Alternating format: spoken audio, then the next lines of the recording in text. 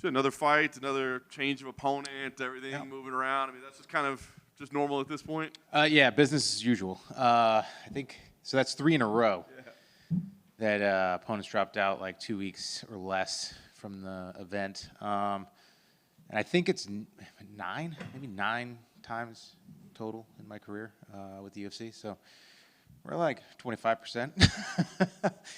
So yeah, so it's business as usual. You know, I train to be the best fighter that I can be every out. So you know, and at this point, I fought everybody from the tall, lanky, 6'4" lefties to guys my height and righties and grapplers and wrestlers and strikers. So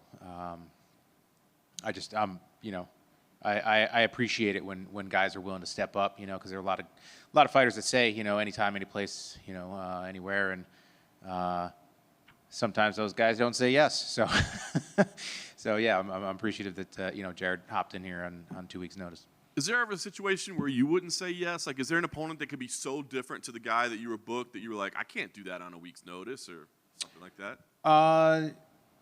No, not really.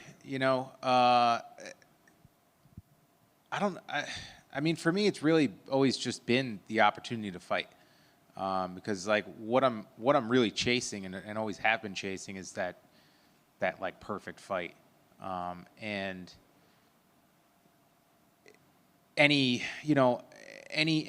skill set that an opponent brings could be that one, where I go out and I'm like, that was as close to perfect as we're gonna get. So yeah, like, and I'm stubborn as hell if you haven't noticed yet. So like when I get that date, like, because I could have waited for Klein, until like mid-July, but yeah, I'd already put in a month of training and been busting my butt, and I didn't want to have to do it for another 2 months. So yeah, I want to fight, so.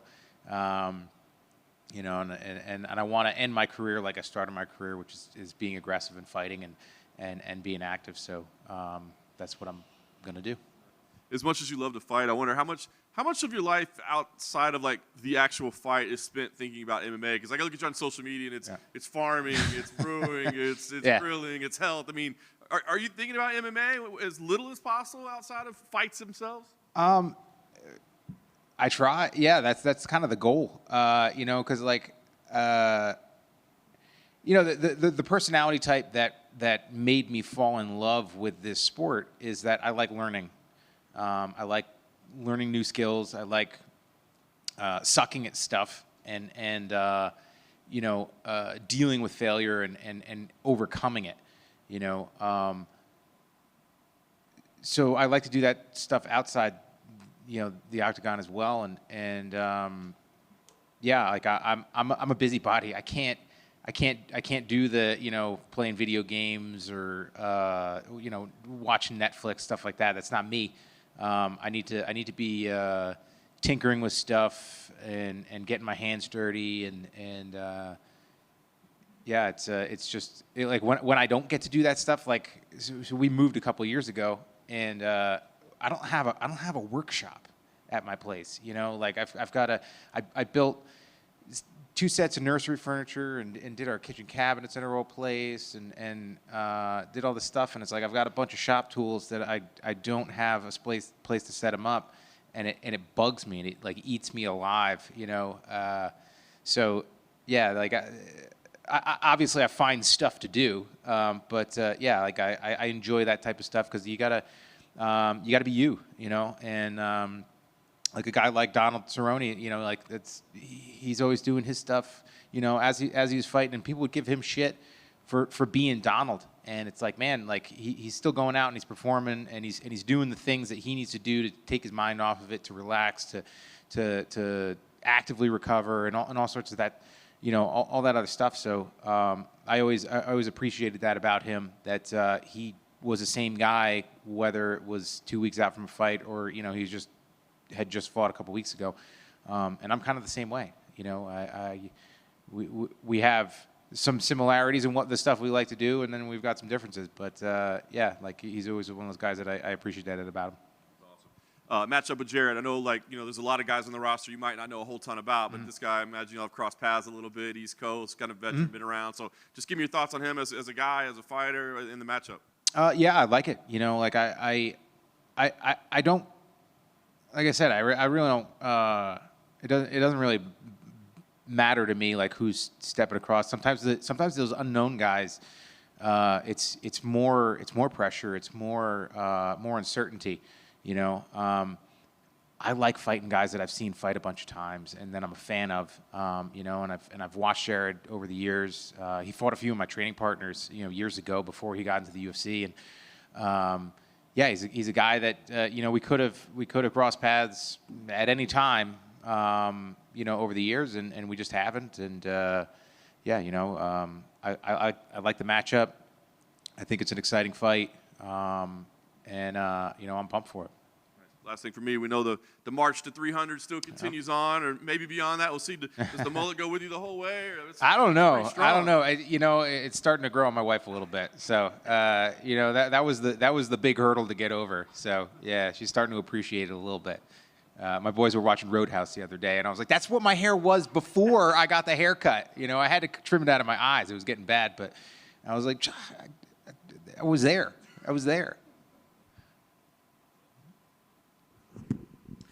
Hey, Jim. What was the biggest thing that you took from your loss to Alexander Hernandez?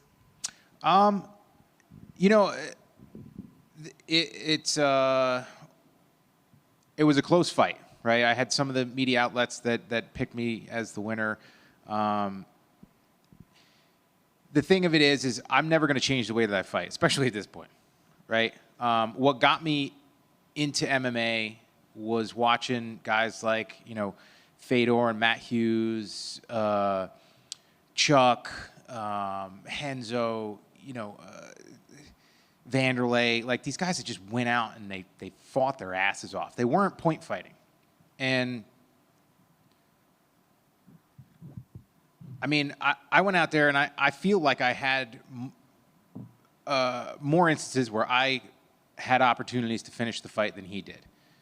And I know that the fights aren't scored like they were back in the Pride days. But if it was, I think I win that fight. And, and I think there are a few fights that I've lost through my career that if the fight was scored on, who was trying to finish the fight more, I probably would have won. And then there's probably, a fight or two that I've lost. Specifically the second Lozon fight. If they've scored that as who was trying to finish the fight more or who came closer to finishing the fight, then he wins that one. But that's the way that I fight. Like I'm never happy when it goes to the judges. Even the dominant, decision wins that I've had. It's not what I step into the octagon to do. I step in there to dominate and to put my opponent away because that's what excites me. So. The takeaway is sometimes fighting the way that I fight sucks, and it costs me money and it costs me a W on my record. But in the grand scheme of things, I won't change. I won't have it any other way, I